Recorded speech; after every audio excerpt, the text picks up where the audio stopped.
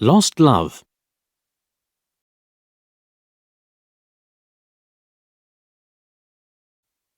These things happened to me nearly 10 years ago.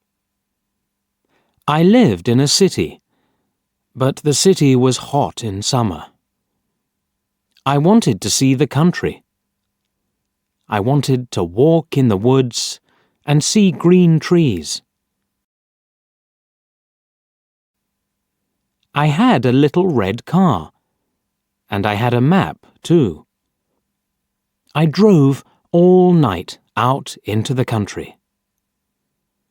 I was happy in my car. We had a very good summer that year. The country was very pretty in the early morning. The sun was hot, and the sky was blue. I heard the birds in the trees. And then my car stopped suddenly. What's wrong? I thought. Oh dear, I haven't got any petrol. Now I'll have to walk. I'll have to find a town and buy some petrol. But where am I? I looked at the map. I wasn't near a town. I was lost in the country. And then I saw the girl. She walked down the road with flowers in her hand. She wore a long dress, and her hair was long too. It was long and black, and it shone in the sun. She was very pretty. I wanted to speak to her, so I got out of the car. "Hello," I said. "I'm lost. Where am I?" She looked afraid, so I spoke quietly. "I haven't got any petrol," I said. "Where can I find some?" Her blue eyes looked at me, and she smiled.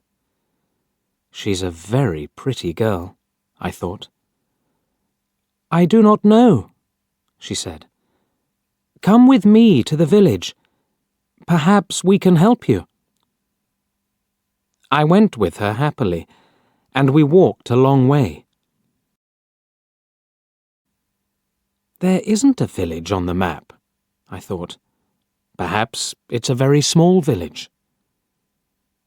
There was a village, and it was old and pretty. The houses were black and white and very small. There were a lot of animals. The girl stopped at a house and smiled at me. "Come in, please," she said. I went in. The house was very clean, but it was strange too. There was a fire and some food above it. I felt hungry then. That's strange, I thought. They cook their food over a wood fire. Perhaps they have no money. I met her father and mother, and I liked them. They were nice people, but their clothes were strange. "Sit down," said the old man. "Are you thirsty after your walk?"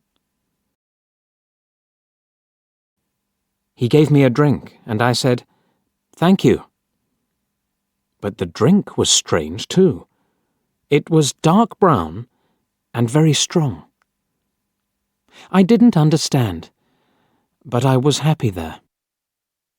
I asked about petrol, but the old man didn't understand. "Petrol?" he asked. "What is that?" This is strange, I thought. Then I asked, "Do you walk everywhere?" The old man smiled. "Oh, no. We use horses. he said. Horses, I thought. Horses are very slow. Why don't they have cars? But I didn't say that to the old man. I felt happy there. I stayed all day, and I ate dinner with them that evening. Then the girl and I went out into the garden. The girl's name was Mary. "This is nice," she said. "We like having visitors. We do not see many people here." We spoke happily. She was very beautiful. But after a time, she began to talk quietly, and her face was sad.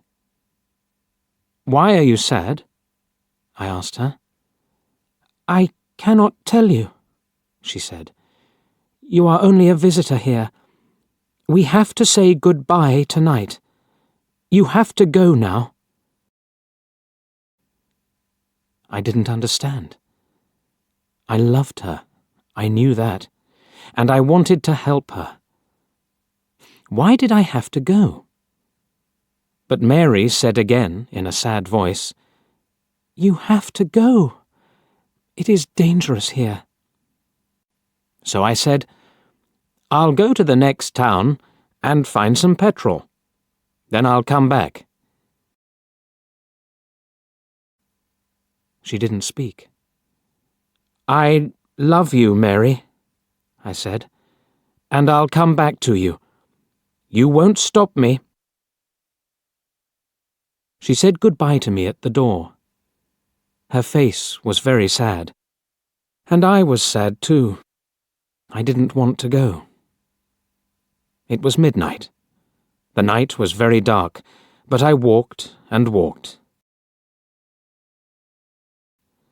I was very tired when I saw the lights of a town. I found some petrol, and then I asked the name of the village. But the man at the garage gave me a strange look. "What village?" he asked. I told him about the village. I told him about the old houses and the people with strange clothes. Again, he gave me a strange look. He thought, and then he said, "There was a village there, but it isn't there now. There are stories about it, strange stories." "What do people say about it?" I asked. He didn't want to tell me, but then he said, "There was a big fire in the village. Everybody died. There aren't any people or houses there now." "How did it happen?" I asked. "And why?" "Oliver Cromwell killed them," he said. "He was angry with the villagers because they helped the king in the war." I couldn't speak. This isn't right, I thought. That war happened 350 years ago. Then I remembered the strange clothes, the long hair, the food over the fire, and the old houses. And I remembered, too, about the horses. "But I don't understand," I cried. "I saw the people and the village. I spoke to some people there." The man looked quickly at me, and then he spoke. "There's an interesting story about the village. For one day, every 10 years, it lives again. But only for one day. Then it goes away again for another 10 years. On that one day, you can find the village, but you have to leave before morning, or you will never leave." Can this be right? I thought. Perhaps it was. Mary said, "You have to go." She loved me, but she said, "We have to say goodbye." She was afraid for me. Now I understand, I thought.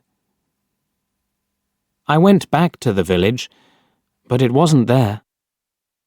I looked again and again, but I couldn't find it. I saw only flowers and trees. I heard only the sound of the birds and the wind. I was very sad. I sat down on the ground and cried. I will never forget that day. I remember Mary, and I will always love her. Now, I only have to wait 2 months. The village will come back again. On the right day, I will go back. I will find her again, my love with the long black hair. And this time, I will not leave before morning. I will stay with her.